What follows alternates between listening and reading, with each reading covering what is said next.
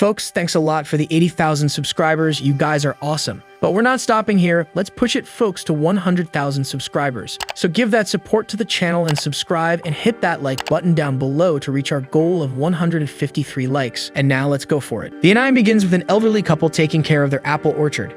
Then Shouzou Saitou apologizes to his wife, Ine Saitou, for not having the honeymoon they wanted due to lack of money at the time.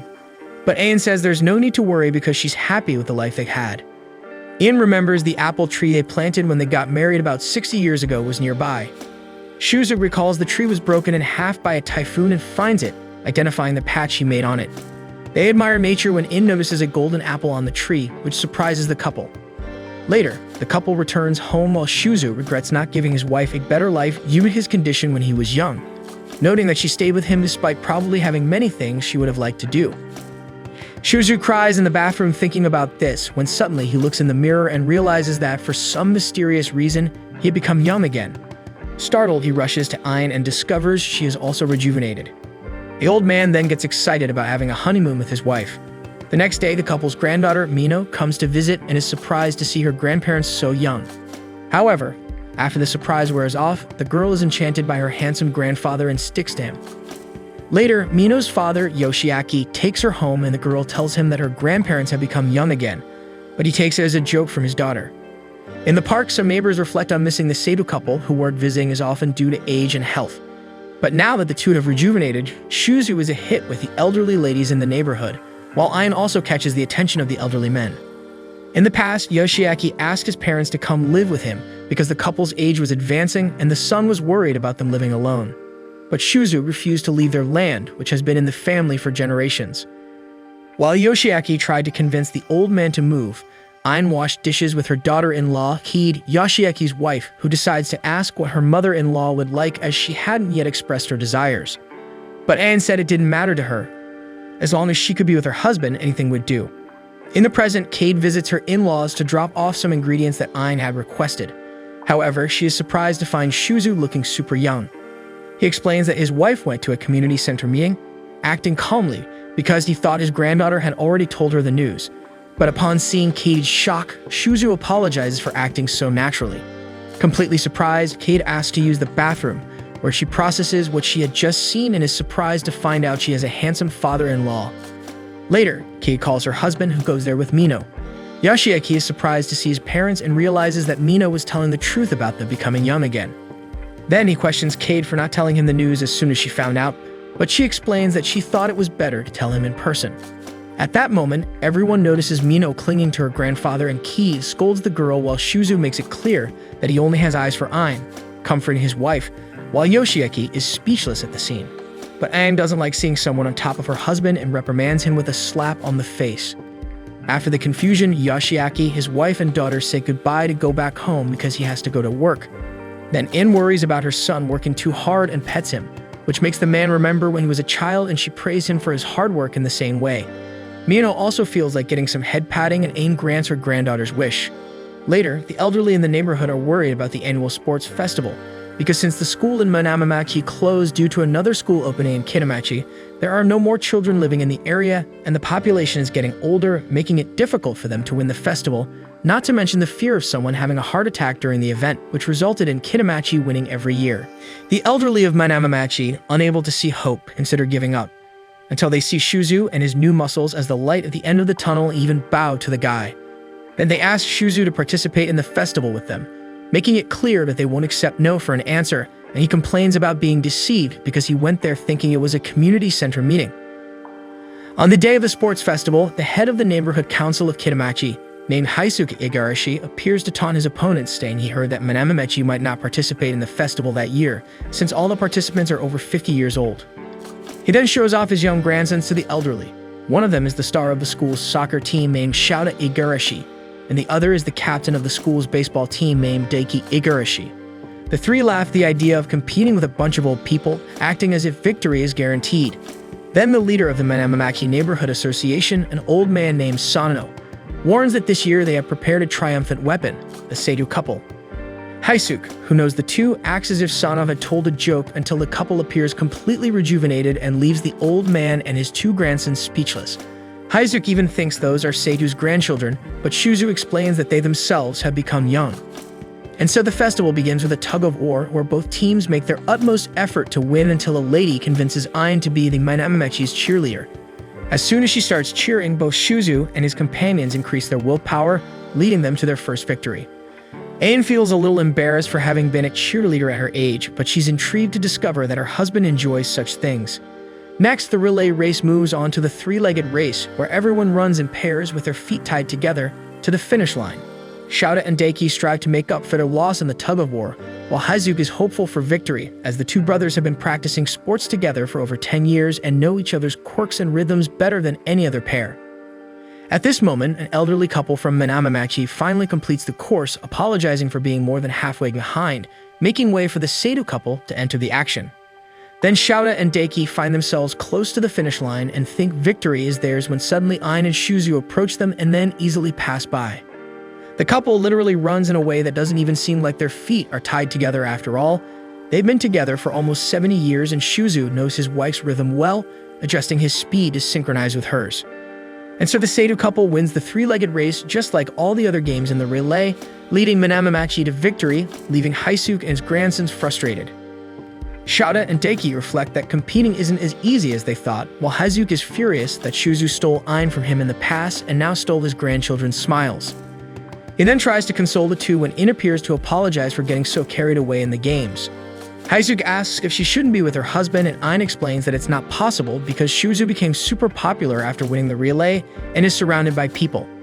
Ine then shows that she brought a meal for everyone to share and offers it to Haizuki and his grandsons.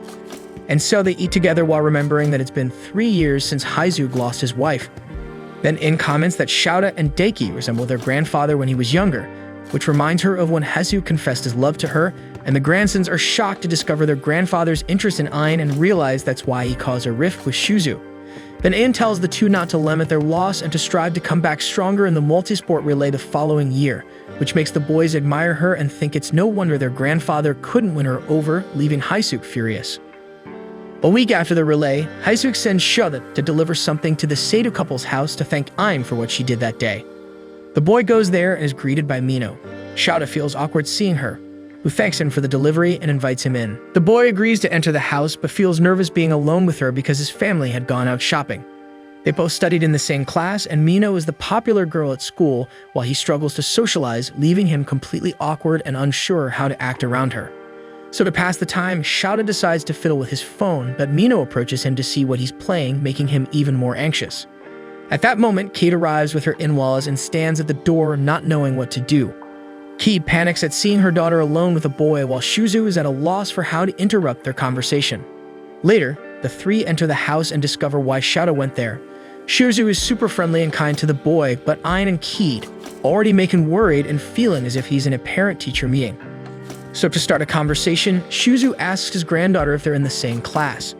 Mino confirms and says that Shouzou is smart and good at sports, causing Cade to whisper about it with Ine, thinking he's a good boy for her daughter. Seeing the two whispering, Shouzou decides to step in and starts asking Shouzou if he likes any girl, but Ine stops him from interfering like that. Then Shouzou says goodbye to the family and Mino tells him to come back whenever he wants. Then Kid and Ine find it amusing how the two bid each other farewell so formally, meaning they weren't even proper friends. However, when the boy leaves, Mino ends up regretting for herself that Shouzou left, quietly wishing she could have talked to him alone for longer. Shouzou overhears his granddaughter's comment, but decides to keep this fact a secret. Meanwhile, Shouzou asks his grandfather to send him to do something at the Saitou's house, so he has an excuse to go back there again. The next day, Mino talks to her grandparents and learns that Ine confessed to Shouzou first. He explains that at the time, despite being happy to receive the confession since he had always been interested in Ine, he told her that it wouldn't be possible for them to be together because at that time it was very difficult for people to marry for love, and his father, Mino's great-grandfather, was very conservative and intended to marry him off to a friend's daughter. Mino finds it awful that Shouzou wasn't free to choose who he would marry, and Ine says that at that time, a person's family influenced others. Then the girl asks what her grandfather did, and he replies that he ended up getting into a fight with his father, and for a while he even considered running away with Ine. But she managed to solve their problem beforehand. Shouzou says his wife was incredible at the time and called the girl, who was going to have an arranged marriage with him, to say she wouldn't let her have her love. Mino is proud of her grandmother, and she says that apparently the girl already liked someone and only accepted giving up the marriage. Then Mino pleads with her grandmother to pretend she's the girl and represent what she said at the time. Ine feels embarrassed but notices her husband looking at her with anticipation and decides to make this effort for him and her granddaughter, who are filled with pride at seeing the enactment. Walking in an apple orchard, a pair of young boys conclude that this farm business is for old folks and young people like them should head to the city, maybe even move to Tokyo and make some cash. One of the boys believes he can quickly find a girlfriend in a big city, and speaking of which, they spot a beautiful young woman instead of the elderly couple who take care of this orchard. The girl notices the boys looking at her and says good afternoon, making the duo run away in embarrassment. A little farther away, they think she's the daughter or granddaughter of the elderly couple, until the woman's husband arrives and she calls him dear old man, leaving the boys even more confused. When he arrives with his truck full of apples, the man asks the boys to be careful on their way home and leaves with the beautiful woman as if nothing had happened. So the boys change their minds and decide they'll be farmers when they grow up. Flashback to the past, when the couple was still elderly, Ine asks to throw away some flyers and her husband agrees. However, upon seeing a dress on sale for 3,000 yen, the woman changes her mind and takes the flyer along to prepare dinner. The next day, young Ine asks young Shouzou if he went anywhere today. The man replies that he just took a light walk, so his wife is confused to see a package on the ground. Upon opening it, she sees it's the dress she wanted so much, and assuming her husband bought it, she reciprocates with affection, but Shouzou sees that he's been caught. Later, they silently prepare dinner together, and then watch a romantic movie at Mino's request. And in this movie, Shouzou notices that today's youth are watching some extreme stuff, in his opinion. For him, even if there's no more kissing between him and his wife, it's much more important that they understand each other so well. Ine seems not to agree so much with her husband as she's paying attention to the kissing scene. When Shouzou draws her attention to this, Ine sees no other option but to ask him for something. Soon Shouzou accepts his beloved's request and the two reenact the kiss they just saw in the movie. Despite their efforts, Ine can't feel the expected effect after all. They've been together for 50 years, and they're no longer teenage lovers. With that, the man already assumes the stance of "I told you so," because according to him, that's something for young people. Ine agrees on the surface, but inside, she's sweating. In the late afternoon, an old friend of the couple arrives at their house and asks Mino if they're home because she brought mountain asparagus and other gifts. As the lady had an extremely strong accent, the young woman couldn't understand a word of what she was saying. To save the situation, Ine appears celebrating the arrival of Mrs. Kakya from the fish market. Kakya doesn't understand what's going on, so she asks her friend why all the fuss. Ine replies that she just got a little younger, so the lady assesses Mino to notice that she's really the same age as her dear grandson, so she offers him to the girl. Then Ine hugs the girl and says she won't let her marry yet, but Mino would love it if it were with her grandfather. Later, the daughter of the couple's second son, Takahiro, fought with her father and ran away to her grandmother's house. Even though she's happy to have somewhere to spend the night, young Shiori doesn't understand how the old lady got so young like this.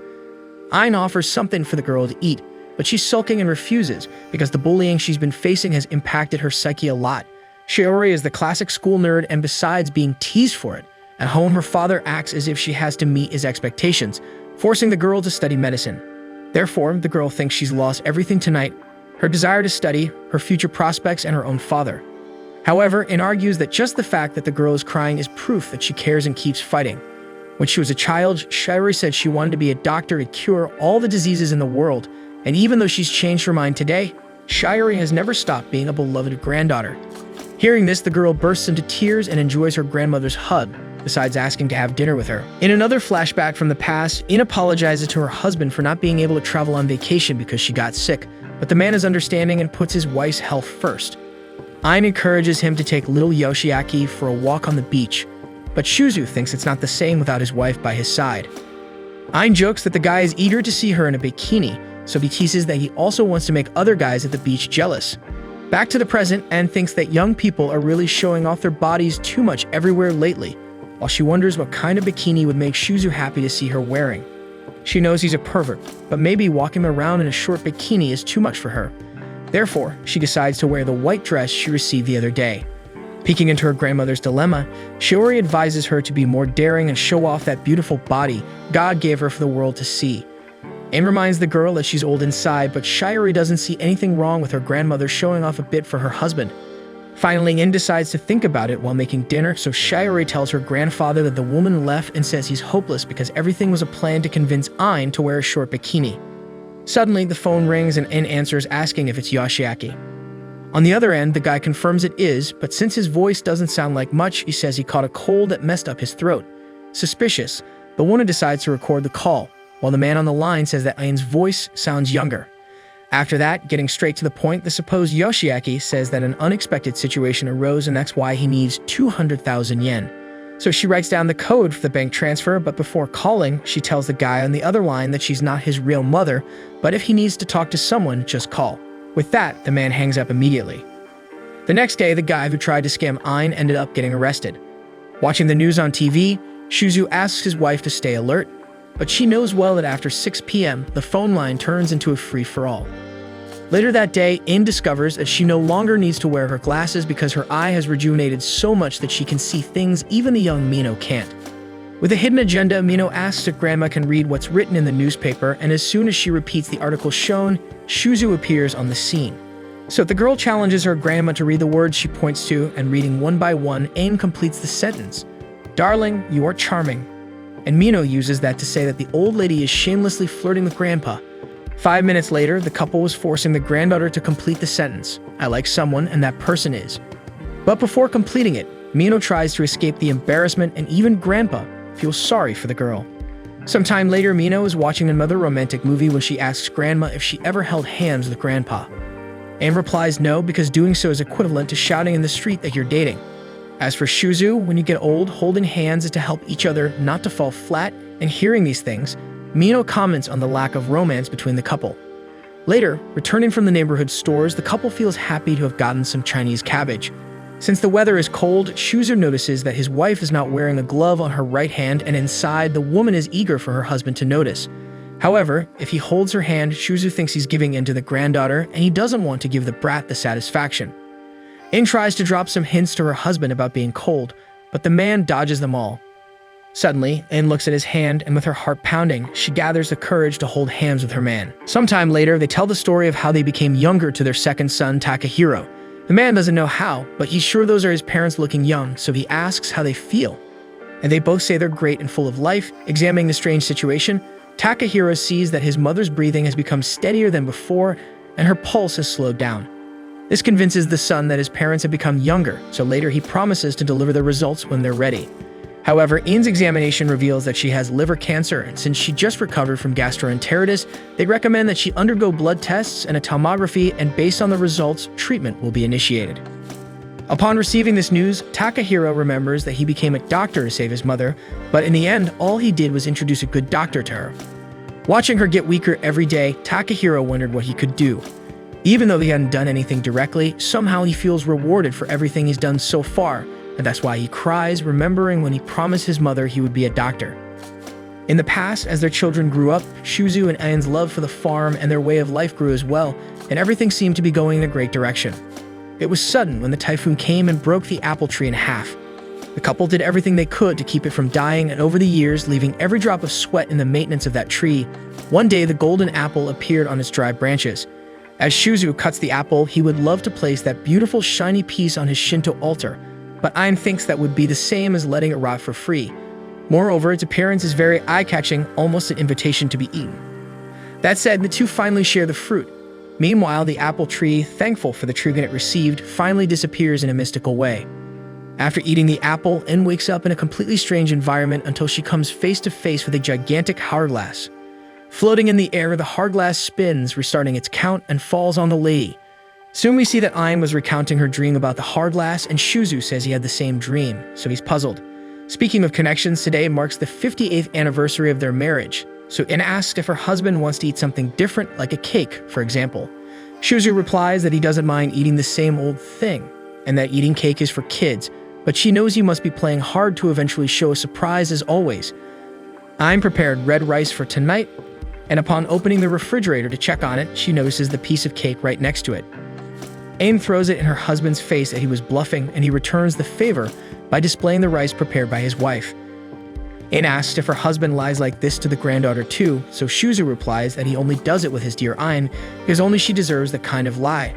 Then the two enjoy the surprises side by side as always. After the meal, Shouzou recalls that after finishing middle school, he went to work on the farm, so he didn't have much time to study. Ine joined a women-only school in Tokyo for a brief period, and it seemed like a dream there. She could eat white rice whenever she wanted, and the faucet was so good it seemed like a waterfall. However, with the arrival of the war, the school turned into rubble, and soon Ine was thrown into a life of anguish and loneliness in the swamp of the field. But it was there that she met the man of her life, and since then, the mud didn't seem so bad anymore. Shouzou remembers that Tokyo was the typical capital where everything could be found, but Ine emphasizes that there are things in the countryside that cannot be seen there. However, as she decides to keep it a secret, the man is dying of curiosity. Later, Shiori shows up with a video game because, according to her father, it would be good to give to the grandparents to play to prevent dementia.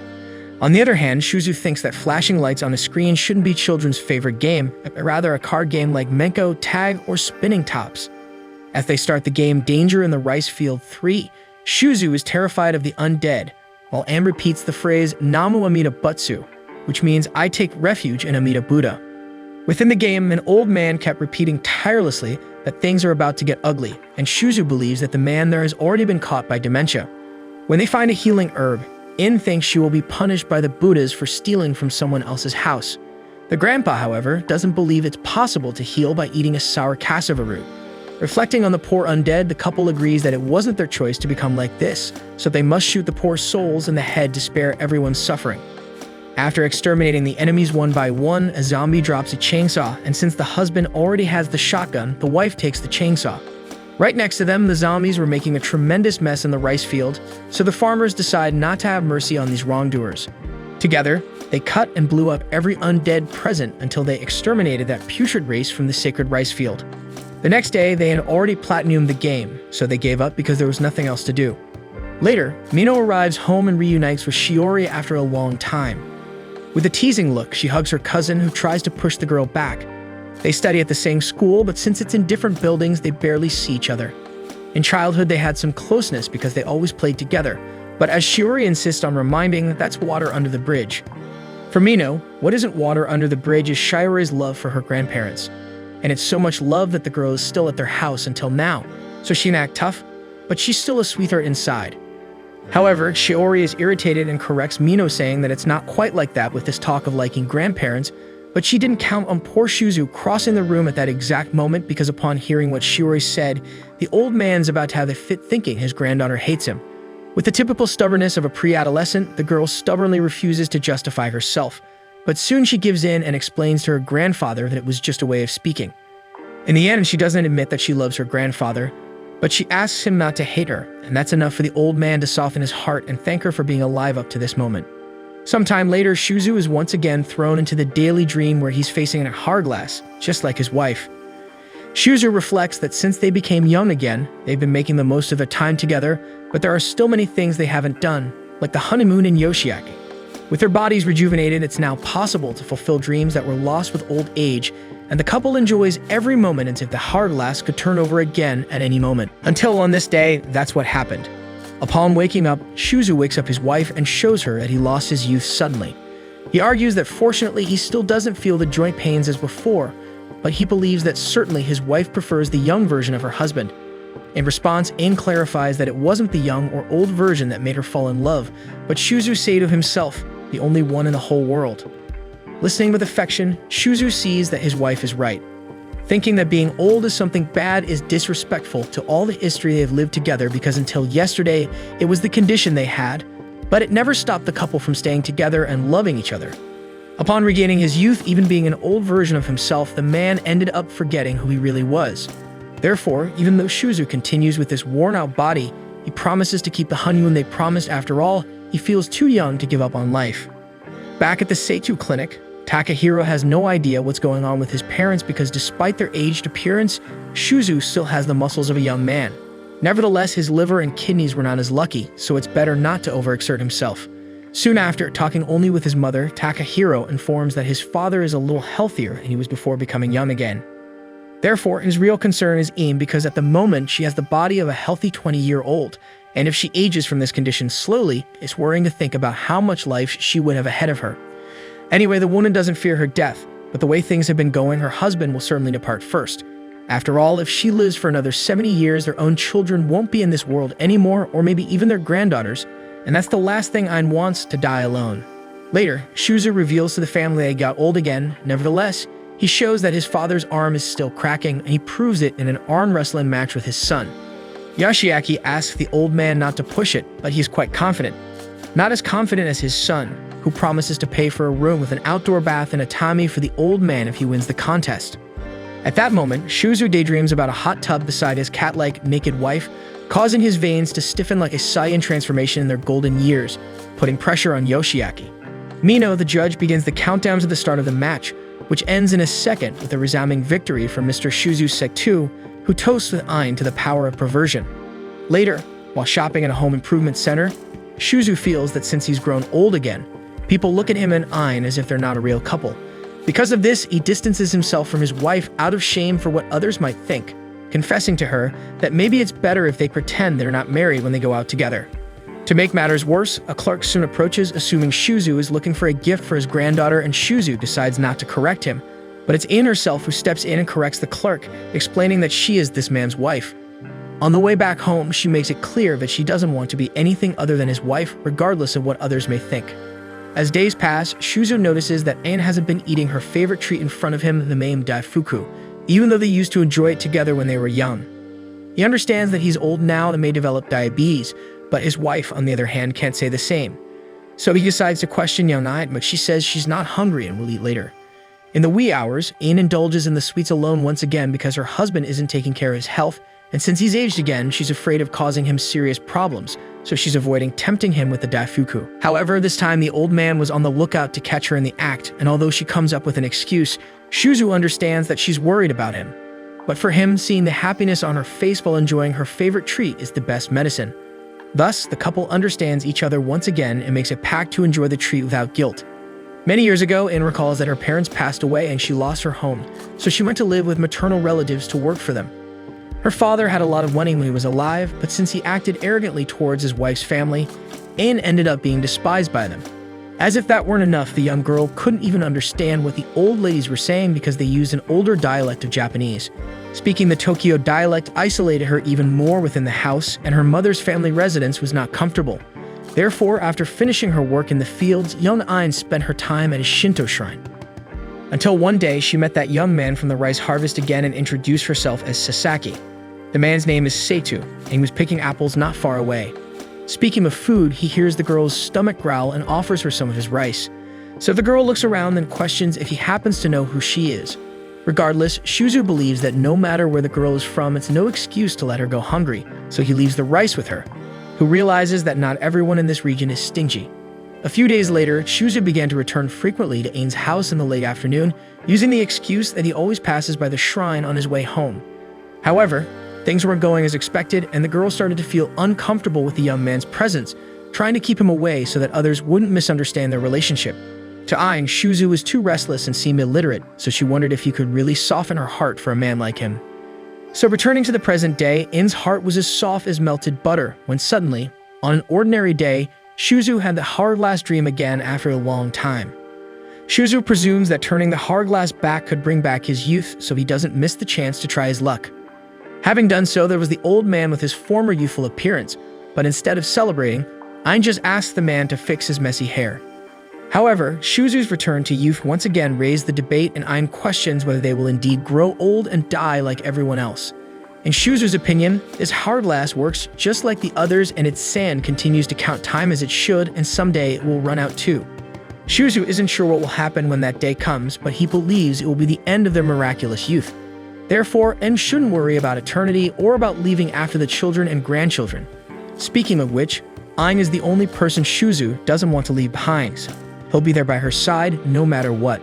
The next day, the pair of boys, fascinated by the capital, stroll together while admiring the imported cars that exist in Tokyo, something not found in the countryside. So as they pass by the apple farm once again, Ine approaches the two to warn them that they're planning to spray agrochemicals in this area, and if that bothers the boys, it's better for them to take another path. As the boys thank the young lady for her kindness, Shouzou arrives with a red spraying car, leading the duo to believe that there are Ferraris in the countryside too. Later, Igarashi Takeda complains to Shouzou that he asked for someone to help in the warehouse, but he immediately brought the last person he wanted to see in front of him, his grandson Shouta. Soon the old man takes the young one to see the things his father and grandfather collected, like folding tables and war fans from the Takia family. Shouzou comments to the boy that there must be several relics in this warehouse because the Igarashi family owns a lot of land, so he asks if the gentleman is really going to throw all that away.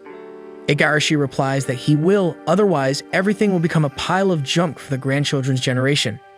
Shouta questions if that black box will also be thrown away, and the old man repeats again that he will throw everything away. However, Igarashi looks carefully at the box and seems impressed with something. The boy asks the reason for this, so Shouzou explains that this box is a namagochi, and probably part of the boy's grandmother's dowry. When touching the box, Igarashi is moved by memories of good times spent with his deceased wife, so he asks to be alone for a while, and then the two leave the house. At that moment, Shouta calls the Kitamachi Education Secretary to protect his grandfather's cultural objects. Hours later, they carry out everything to be thrown away, and the black box was one of the few things left. Shouzou asks Igarashi what he will do with this warehouse, and the gentleman says that his children built houses in the city and will not inherit the farm. Moreover, there are no more craftsmen in this area capable of repairing this warehouse, so he will have it demolished. During a break, Shouzou asks Shouta if he doesn't think about staying in the countryside when he gets older, but as much as he is not sure, the boy's dream is to move to the capital and try to become a soccer player. At the same time, inheriting what his grandfather built is also good. At that moment, we discover that Igarashi was listening to the conversation, while his grandson adds that regardless of what he becomes in the future, he is aware that it was this land that made him who he is, and turning his back on his hometown gives the impression that it's something punishable by the gods. In summary, even if he fulfills his dream with soccer, he would love to bring life back to his grandfather's farm. At that moment, Igarashi bursts into tears and decides to cancel the demolition, only to hang up and continue crying with Shouzou about the incredible grandson he has. On the other side of town, as she always does on her days off, Shiori stops by the university library to study for exams as if she were already a college student. At least that was the plan, but she couldn't find any motivation for it. Yesterday, when she was talking to her grandfather about studies, she ended up disrespecting him, saying that he couldn't be her teacher since he didn't even finish high school. Suddenly, Mino sees Shouzou himself in the library, so she pretends not to see him to go unnoticed. However, the curiosity to know what Shouzou is doing with all those books is killing her, so she approaches to spy and sees that they are high school textbooks. Then she remembers her grandmother telling her that her grandfather wanted to finish high school, but unfortunately, he couldn't. So Shiori remembers that every adult always tells young people to study more, but the fact that her grandfather motivated her irritates the girl a bit. Later on, the embarrassed granddaughter of Shouzou thanks him for her getting 9th place in the midterm exams, and the young old man doesn't understand anything. At school, Mino hears a classmate gossiping that there's a couple in Minamimachi, a handsome guy and a beautiful girl with white hair. When asked if she knows anything about it, Mino plays dumb and says goodbye, and her classmates notice that the girl has been coming home very early lately. A short time later, Mino was at the ice cream shop with Shouta, because the two of them been studying together and sharing some secrets. Mino comments that her grandfather keeps praising the boy, but Shouta feels embarrassed, so the girl changes the subject and asks if her friend has ever thought about getting married like her grandparents. In Shouta's opinion, Shouzou and Ine form an exemplary couple, and it would be nice to have something like that one day. Similarly, Mino has started thinking about this recently, and this declaration makes the atmosphere uncomfortable to the point where the boy asks for permission to go to the bathroom. Alone, Mino thinks about how much her grandfather approves of Shouta, praising him non-stop while the boy tries to convince himself in front of the mirror that he's not on a date. Arriving home, Mino tells about the cultural festival that will take place at her school, where her class will have a cafe this year. Ine is excited to be able to take her husband to her granddaughter's school, but Shouzou looks at the calendar and sees that Saturday is the day to spray the farm, and on Sunday, they will go to Takahiro's to check on his health, so it won't be possible. With that, Mino asks her grandmother to go alone, but Ine doesn't want to leave her man behind and enjoy the ride alone. Then old Shouzou looks carefully at the calendar and realizes that these tasks are for another week, so he is free for the event. Thus, he invites his wife to accompany him, and she wouldn't be able to reject a request from her beloved granddaughter. So the weekend arrives and the day of the Kita College Cultural Festival begins, and Shouzou remembers that the last time he stepped into a school was to evacuate one during a typhoon. Ine is very excited about this festival until a group of kids surrounds the couple trying to sell food, and a girl spills juice on Ine's blouse. Soon the girl offers to exchange the woman's clothes with someone from the fashion club. Arriving at the sewing room, the students were fascinated by how well the clothes they lent to Ine fit, while Shouzou waited outside, recalling the various arranged marriage proposals Ine claimed to have had with important people in the past. That day, the man asked what his wife did most at the women's college, and she replied that she loved music, so she often played instruments like the koto and piano, something Shouzou would have loved to see. Soon, one of the students calls the man to come in, and after all that suspense, Ine was wearing a school uniform that enchanted her husband in a way he hadn't felt in many, many years. Ine herself so fully embodied her years as a student with this outfit that she suddenly started using her old accent, and Shouzou thought she had amnesia. Observing his wife, he noticed that her gaze was the same as when they first met, while Ine celebrated the fact that they could be there as young people. Speaking of which, Shouzou also allowed himself to revert to his youth for a moment and tease his wife, so he asked if Miss Sasaki was interested in anyone at the moment. The woman declared that she had no interest in gentlemen, but her performance was so perfect that Shouzou began to think his wife had been possessed by her own pre-adolescent spirit. However, Ine couldn't keep up the act any longer and burst into laughter because she herself was feeling weird with the imitation. Anyway, she remembered that this question Shouzou asked was the same one the boys asked her 70 years ago, and she couldn't help but find it amusing, which instantly sparked her husband's jealous side. Outside, some students were pushing each other to see who would enter the room first, but the white-haired couple spared the effort of the young folks by opening the door. Next, it was time for them to see their granddaughter Miro's work, who had organized a cafe and was serving her customers in style. A colleague commented that she thought Shouzou was Mino's girlfriend, but neither he nor Ine paid much attention to that. The elderly young man mentioned that their group's cafe was somewhat empty, so Shouzou revealed that the class 3 next door, with the help of their parents, had set up a super cool ramen restaurant and monopolized the clientele. Since they had Mino, at least they could attract some boys, but on the other hand, it would be good to attract some girls to this pigsty for a change. Shouzou and Mino insisted on this issue of having someone willing to attract female clientele, so Ine encouraged Shouzou to join in the fun. In no time, the old ladies were all gathered at the door of room 2, causing the arrogant room 3 to revolt as they had moved mountains to set up a sinister restaurant. Inside, it was all success for Mino's group with order after order until an elderly lady left the room, commenting that the waiter even called her madam. The one responsible for this, obviously, was the young Shouzou Saitou, who was dragging the old ladies in droves to room 2. Every time he called the ladies madams, they became more excited. Later, looking at an old photo from the history of Kinamachi High School, Ine managed to find Haisuke and lamented that her husband hadn't advanced in school to also be in that picture. Realizing that her remark was a misstep, she backtracked and apologized to her husband, but he reassured her. After all, as he well remembered, his father had ruled out Shouzou's advancement at Kinamachi High School due to lack of money, and also because he was the eldest son, so he should plant and raise apples in the land of his ancestors. Looking back, Shouzou really lived in a time when he wished he had advanced in school, but today he thinks it was good not to insist on it. After all, not going there gave him the opportunity to meet Ine, for example. According to Shouzou, this photo was taken at that abandoned Shinto shrine, and the fact that he wasn't in the picture is proof that he was by his future wife's side. Ine even tried to express her emotion, but a bunch of kids filming the couple ended up deflating the moment. In the late afternoon, Shouzou was eager to invite Mino to dance in front of the bonfire, but the embarrassment was killing him. On top of that, her grandmother was keeping an eye on her, so it made the whole thing even more difficult. As if that wasn't enough, the girl was sad because she had no one to invite her to dance until Shouzou approached the boy and noticed he had his eye on the granddaughter, so he stepped in to pull Ine out and leave the two lovebirds alone. After that, the boy gathered courage and made the invitation. While the bonfire was going on, Ine complained because she wanted to see Mino dancing, but Shouzou didn't want to intrude too much on the children's territory and preferred to let them enjoy themselves freely. Sometime later during a dream, Ine was sure that wearing that school uniform transported her to ancient times of her youth, but now, to submit the paperwork to the government, she and Shouzou need to be in their original appearances. So she prepared to turn the hourglass, but a stumble caused her to break the object with her head. As a result, early the next morning, Shouzou appeared as an old man, but his wife was a woman with black hair who was fascinated by the technology of the modern era, like a weird board with moving people inside and a stove that lit up on its own. When she turned around, the girl introduced herself as Ine Sasaki. Hey folks, if you're digging this anime and want to see more, drop a like down below and don't forget to subscribe to the channel.